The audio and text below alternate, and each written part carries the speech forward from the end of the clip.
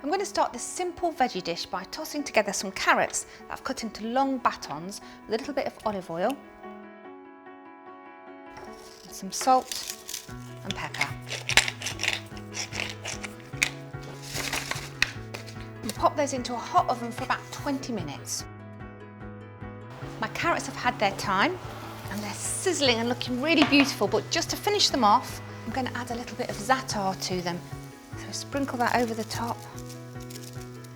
And it's a really lovely mix of sesame seeds and cumin and oregano. It's going to be delicious with our carrots. Toss together just to coat them, and then pop them back into the oven just for about 5 minutes until the seeds are golden and they're really fragrant.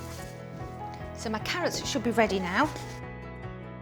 In this bowl here, I've got a mixture of quinoa and freekeh that I've cooked according to the packet instructions. I'm going to tip the carrots straight in and give that a quick toss together.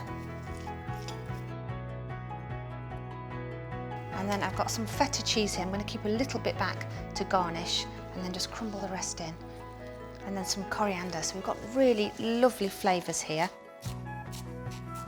And then in go all of those stalks and most of the leaves.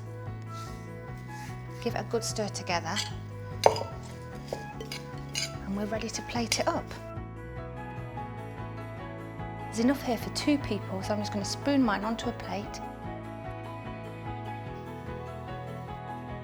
Then finish off with a little bit more of that feta, coriander, and then a little splash of pomegranate molasses, which has got that fabulous tangy flavour, and it'll bring it all together. For the full recipe, just click on the link below. Really pretty and really easy to make. For more lovely recipes, don't forget to click to subscribe.